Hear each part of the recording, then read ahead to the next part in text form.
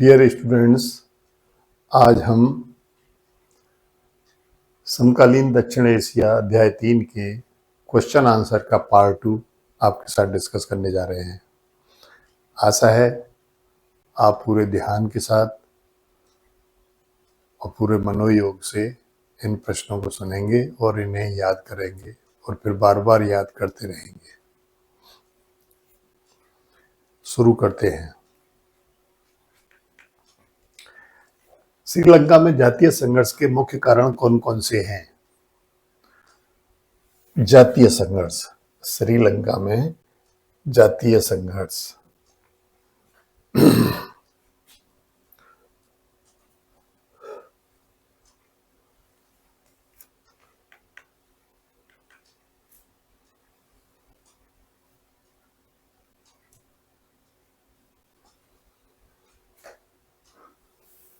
श्रीलंका में जातीय संघर्ष के मुख्य कारण कौन कौन से हैं? बहुसंख्यक सिंगली लोग श्रीलंका में तमिलनाडु से स्थानांतर करके गए तमिल लोगों का विरोध करते हैं। श्रीलंका तमिलनाडु के समीप है, इसलिए बहुत सारे तमिलनाडु के लोग वहां श्रीलंका में पहुंच गए हैं, तो वहां उनकी संख्या जो है बढ़ रही है।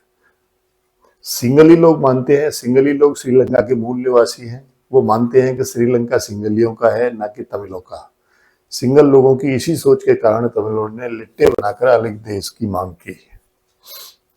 भारत सरकार पर तमिलनाडु के लोगों के दबाव के कारण श्रीलंका में तमिलों की रक्षा के लिए 1987 में शांति सेना भेजनी पड़ी, लेकिन वह अपने मिशन में कामयाब नहीं हुई और 1989 में उसे वापस बुलाना पड़ा। भारतीय शांति सेना की श्रीलंका में उपस्थिति को वहां की जनता ने भी पसंद नहीं किया एवं लिट्टे के लोग भी सेना के साथ संघर्ष करने लगे। तो इस तरह की कंडीशन थी। जातीय संघर्ष के मुख्य कारण ये है कि श्रीलंका सिंगलियों का है और तमिल लोग ज्यादातर तमिलनाडु से श्रीलंका में जाके बसे हैं, तो सिंगली लोग उनको ऑथराइज नहीं करते, उन्हें श्रीलंका का निवासी नहीं मानते हैं।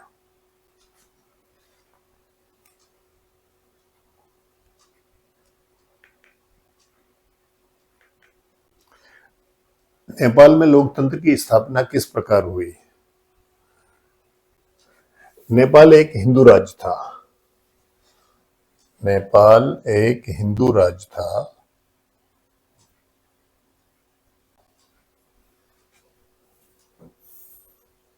जो बाद में एक संवैधानिक राजतंत्र बना। संवैधानिक राजतंत्र यानी राजा था, यहां संविधान के अनुसार राज करता था। 1990 में राजा ने प्रजातांत्रिक संविधान की मांग मान ली, लेकिन लोकतांत्रिक सरकार अधिक समय तक नहीं टिकी और मुसीबत में पड़ गई। कब? 1990 में। माओवादियों और राजा की सशस्त्र सेना के मध्य संघर्ष हुआ। माओवादी चीन समर्थित आंदोलनकारी थे जो राजा को हटाना चाहते थे, राजा के शासन को।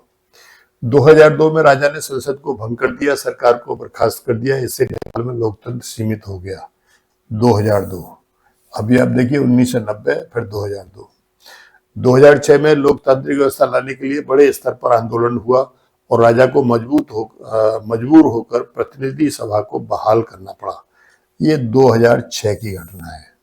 तो ये 4 तारीख 1990, 2002, 2006 और 2008, ये 4 तारीख नेपाल के लोकतंत्र के लिए बड़ी प्रमुख है। 2006 में लोकतांत्रिक व्यवस्था लाने के लिए बड़े स्तर पर आंदोलन हुआ और राजा को मजबूर होकर प्रतिनिधि सभा को बहाल करना पड़ा। 2008 के बाद से नेपाल में लोकतंत्र है, अर्थात राजतंत्र वहां से हट गया है, राजा लोग वहां से हट गए हैं और दिनों दिन उन्नति कर रहा है।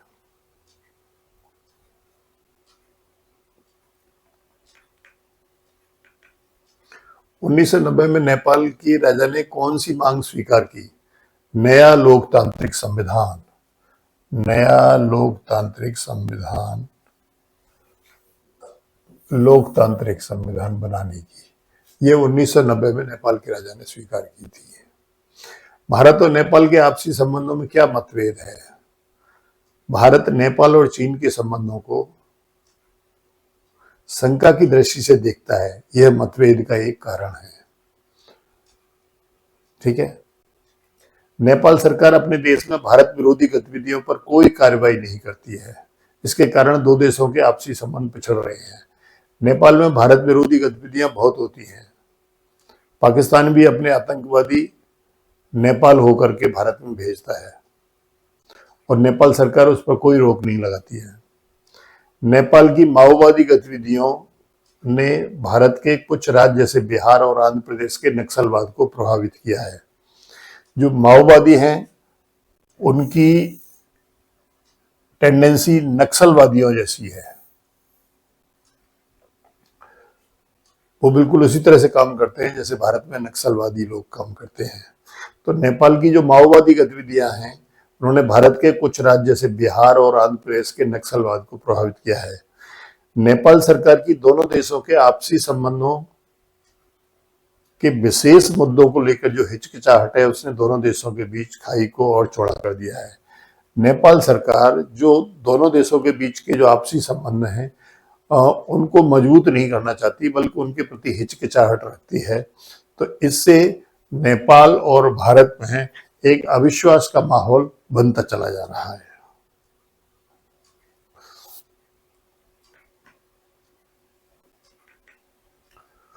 जातीय संघर्ष ने श्रीलंका की आर्थिक वृद्धि को कैसे प्रभावित किया? श्रीलंका में जातीय संघर्ष है, अर्थात तमिल और सिंगलियों में। तमिल वहां 20% है और सिंगली वहां 80% है। सिंगली वहां के मूल निवासी हैं और तमिल लोग ज्यादातर तमिलनाडु से गए हुए हैं। तो वहां जो जातीय संघर्ष है उसने श्रीलंका की आर्थिक वृद्धि को कैसे प्रभावित किया है? श्रीलंका में बहुसंख्यकवादी की नीति के अनुकरण से तमिलों ने अपने को नकार दिया गया समझा, अर्थात वहां सिंगलियों के लिए ही ज्यादा काम होता है, तो बहुसंख्यकवाद हो गया। तो इससे तमिल लोगों ने समझा कि हमारा कोई महत्व नहीं है, हमें सरकार बिल्कुल पूछती ही नहीं है। जातीय संघर्ष के बावजूद श्रीलंका ने अपनी जनसंख्या वृद्धि को नियंत्रित किया है। ये सबसे बड़ी उपलब्धि है श्रीलंका की कि उन्होंने अपनी जनसंख्या वृद्धि को नियंत्रित कर लिया है।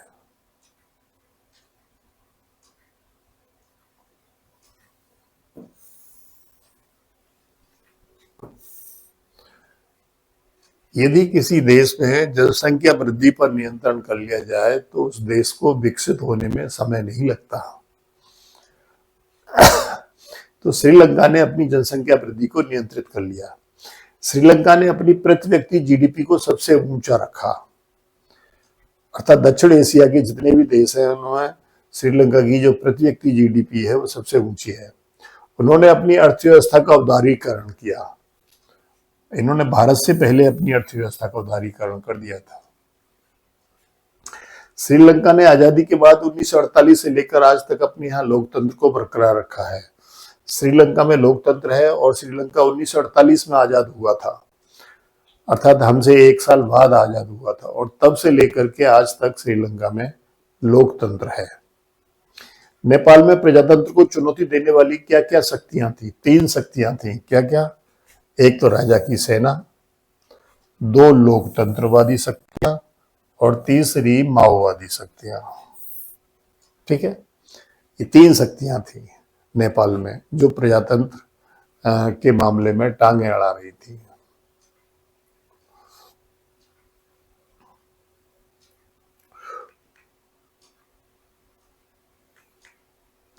भारत और नेपाल के बीच संबंधों में विरोध के कारण क्या है? भारत और नेपाल के बीच संबंधों में विरोध के कारण क्या है? भारत और नेपाल के बीच में भारत नेपाल के चीन के साथ संबंधों को शंका की दृष्टि से देखता है, जैसा कि अभी बताया था मैंने। नेपाल सरकार नेपाल में भारत विरोधी तत्वों को नियंत्रित नहीं करती है। जो भारत का विरोध करने वाले तत्व हैं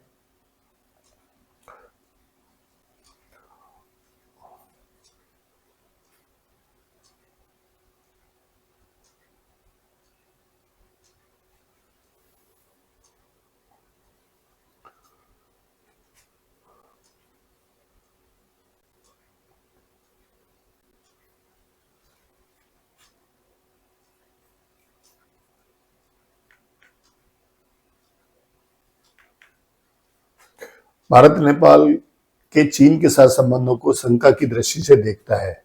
नेपाल सरकार नेपाल में भारत विरोधी तत्वों को नियंत्रित नहीं करती है। नेपाल में माओवादियों की गतिविधियां भारत में नक्सली आंदोलन को प्रभावित करती हैं। जैसा कि मैंने बताया कि माओवादियों की हरकत वही है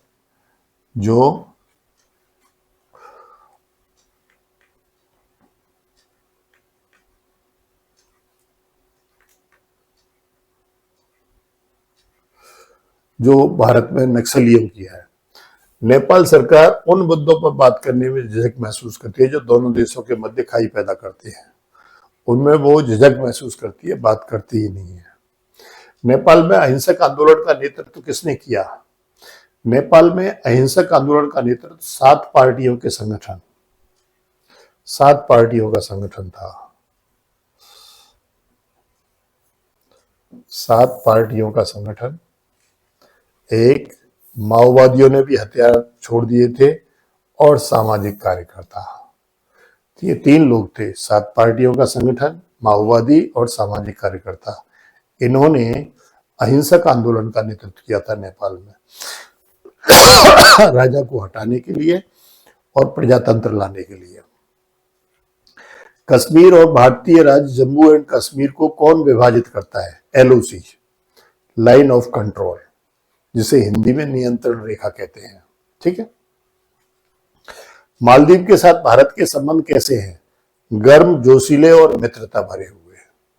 गर्म, जोशीले और मित्रता भरे हुए।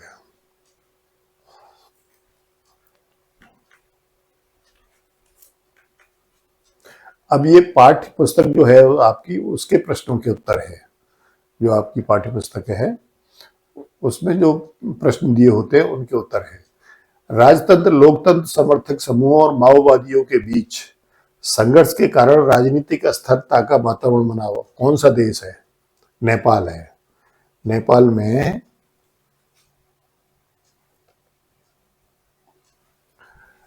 में राजतंत्र, लोकतंत्र समर्थक समूह और माओवादी के बीच संघर्ष के कारण राजनीतिक अस्थिरता का वातावरण होना, ये नेपाल था। चारों तरफ भूमि से घिरा हुआ देश है नेपाल, क्योंकि नेपाल की सीमाएं कहीं पर भी समुद्र से नहीं लगती हैं। यदि आप उसे मानचित्र में देखेंगे तो उसकी सीमाएं कहीं पर भी समुद्र से नहीं लगती हैं। ठीक है। दक्षिण एशिया का वह देश जिसने सबसे पहले अपनी अर्थव्यवस्था का उदारीकरण कौन सा था? श्रीलंका। अभी मैंने आपको बताया था। सेना और लोकतंत्र समर्थक समूहों के बीच संघर्ष में सेना ने लोकतंत्र के ऊपर बाजी मारी, कौन सा देश है? पाकिस्तान। पाकिस्तान में शुरू से लेकर के आज तक केवल दो बार ही प्रजातांत्रिक सरकारें बनी हैं, एक बेनजीर भुट्टो के नेतृत्व में और एक नवाज शरीफ के नेतृत्व में। बाकी वहां ज्यादातर सैनिक शासन ही रहा है। दक्षिण एशिया के केंद्र में अवस्थित इस देश की सीमाएं दक्षिण एशिया के अधिकांश देशों से मिलती है। कौन सा देश है वो? भारत है। ठीक है। भारत बीच में है, केंद्र में है, और ये सभी देश उसके आसपास हैं। पहले इस द्वीप में शासन की बागडोर सुल्तान के हाथ में थी, अब यह एक गणतंत्र है। कौन सा देश है? मालदीव। मालदीव में अध्यक्षात्मक शासन प्रणाली है। ग्रामीण क्षेत्र में छोटी बचत और सहकारी ऋण की व्यवस्था के कारण, ग्रामीण क्षेत्र में छोटी बचत और सहकारी ऋण की व्यवस्था के कारण इस देश को गरीबी कम करने में मदद मिली है। कौन सा देश है? बांग्लादेश है। एक हिमालयी देश जहां संवैधानिक राजतंत्र है, यह आज भी राजा का शासन है। यह देश भी हर तरफ से भूमि से घिरा हुआ है। बताओ कौन सा देश है? भूटान। भूटान की सीमाएं कहीं पर भी समुद्र से नहीं मिलती हैं। जिस तरह से नेपाल की नहीं मिलती, उसी तरह से भूटान की नहीं मिलती। लेकिन नेपाल और भूटान में क्या अंतर है? नेपाल में अब लोकतंत्र आ गया है, भूटान में अभी संवैधानिक राजतंत्र है।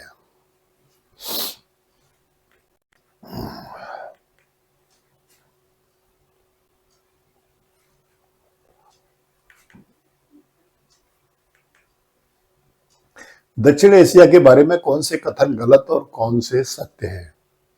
दक्षिण एशिया में सिर्फ एक तरह की राजनीतिक प्रणाली चलती है। नहीं, गलत है। देखिए, कहीं अध्यक्षात्मक शासनीय प्रणाली है, कहीं संसदीय शासन प्रणाली है, कहीं सैनिक शासन है, कहीं संवैधानिक राजतंत्र है, अलग अलग तरीके की चीजें हैं। बांग्लादेश और भारत ने नदी जल की हिस्सेदारी के बारे में एक समझौते पर हस्ताक्षर किए हैं। हाँ, बांग्लादेश ने गंगा और ब्रह्मपुत्र नदी के जल की हिस्सेदारी के बारे में एक समझौता किया है। साफ्टा पर हस्ताक्षर इस्लामाबाद के 12वें सार्क सम्मेलन में हुए, ये सत्य है। SAFTA, south Asian free trade area, south Asian free trade area बनाने के लिए इस्लामाबाद में 12वें सार्क सम्मेलन में हस्ताक्षर हुए थे।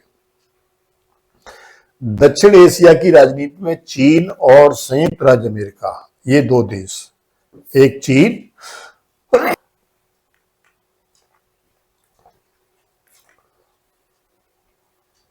और दूसरा संयुक्त राज्य अमेरिका, ये महत्वपूर्ण भूमिका निभाते हैं। पाकिस्तान के लोकतंत्रीकरण में कौन कौन सी कठिनाइयां हैं? पाकिस्तान में लोकतंत्र क्यों नहीं आता, क्यों वहां सेना जो है हावी रहती है? तो पाकिस्तान में सैनिक हस्तक्षेप, कट्टरतावाद, आतंकवाद, धर्मगुरु एवं भूस्वामी अभिजनों के सामाजिक प्रभाव से लोकतंत्र के मार्ग में कठिनाइयां पैदा की हैं। ठीक है, 3 बातें हैं। कौन कौन सी?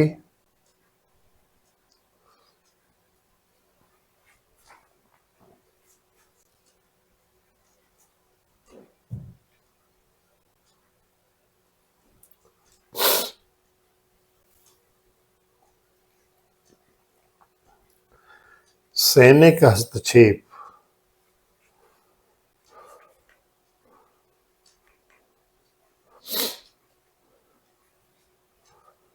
सैनिक हस्तक्षेप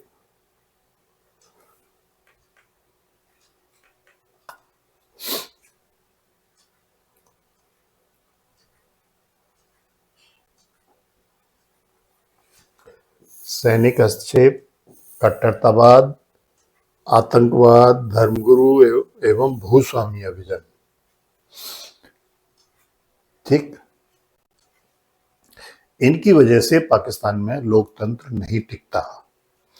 ये सैनिक शासन को ही पसंद करते हैं।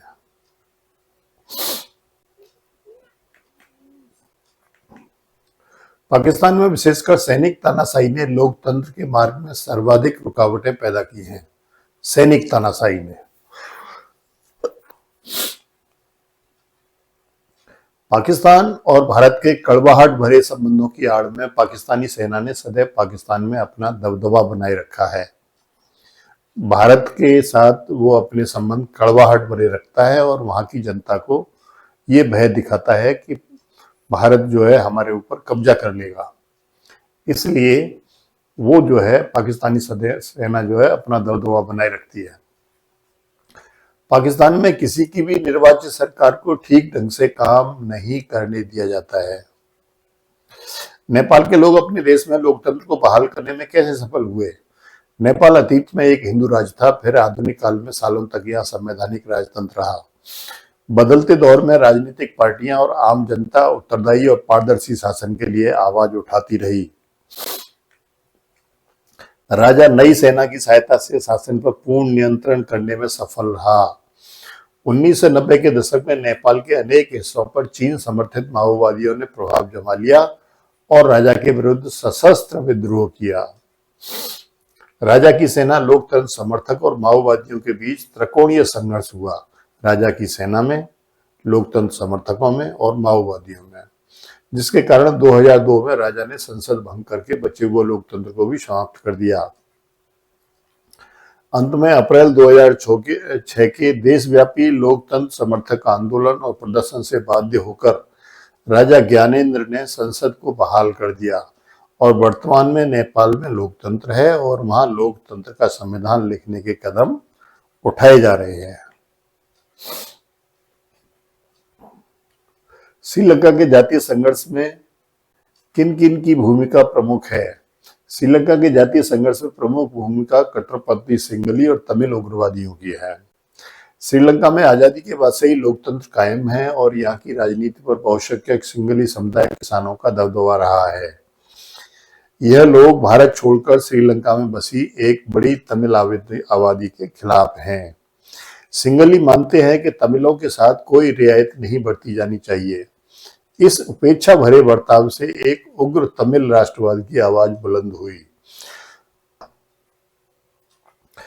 1983 के बाद से उग्र तमिल संगठन लिट्टे श्रीलंकाई सेना के साथ सशस्त्र संघर्ष करता रहा और 2009 में लिट्टे के नेता प्रभाकरण की मृत्यु हो गई, यानी उसको मार दिया सेना ने, और उसके बाद से वहां लिट्टे समाप्त हो गया।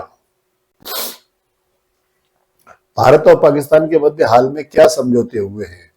2004 में श्रीनगर मुजफ्फराबाद के बीच बस सेवा की शुरुआत पर दोनों देशों में सहमति बनी थी। उस समय भारत के प्रधानमंत्री अटल बिहारी वाजपेयी थे। ठीक, भारत पाक ने परस्पर आर्थिक समझौते किए। भारत पाक ने साहित्य, कला एवं संस्कृति तथा खिलाड़ियों को वीजा देने के लिए आपस में समझौता किया। भारत पाक युद्ध को कम करने के लिए परस्पर विश्वास बहाली के उपायों पर सहमत हुए।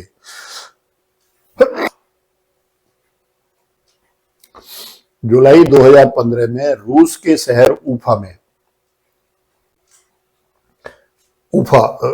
कहाँ है? रूस का शहर था। वहां दोनों देशों के प्रधानमंत्रियों के बीच बातचीत हुई तथा दोनों नेताओं में मुंबई हमले के मुकदमे में तेजी और आरोपियों की आवाजों के नमूने सौंपने पर सहमति बनी। दोनों देशों के एनएसए, नेशनल सिक्योरिटी एडवाइजर, राष्ट्रीय सुरक्षा सलाहकार की मुलाकात BSF, border security force ranger, Pakistan की है रेंजर, डीजी, बीएसएफ के डीजी और रेंजर के डीजी तथा डीजीएमओ के मध्य के संवाद पर सहमति बनी।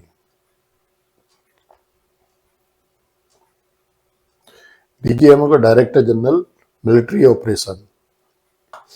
दोनों देशों में धार्मिक पर्यटन को बढ़ावा देने पर सहमति व्यक्त की।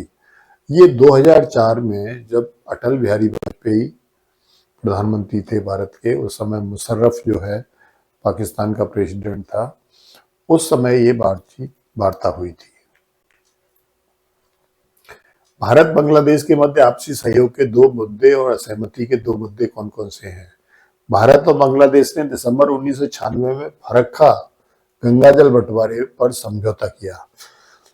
जब गंगा नदी बांग्लादेश में गिरती है तो उससे पहले वहां एक फरक्का डैम बनाया गया है। भारत ने उस फरक्का डैम के द्वारा गंगा जल को रोक लिया है, तो वहां से कितना बांग्लादेश को दिया जाना है, इस पर समझौता हुआ है। आतंकवाद, भारत बांग्लादेश इस मुद्दे पर सदैव एक रहे हैं, यानी ये दो मुद्दे सहमति के हैं। अब असहमति के मुद्दे यह है कि चकमा शरणार्थी भारत बांग्लादेश के बीच असहयोग का एक मुद्दा है। बांग्लादेश में समय समय पर भारत विरोधी गतिविधियां असहमति का कारण है। ठीक है, फरक्का जल समझौता और आतंकवाद पर एक राय, ये तो सहयोग के मुद्दे हैं, और चकमा शरणार्थी और भारत विरोधी गतिविधियां दो असहमति के मुद्दे हैं।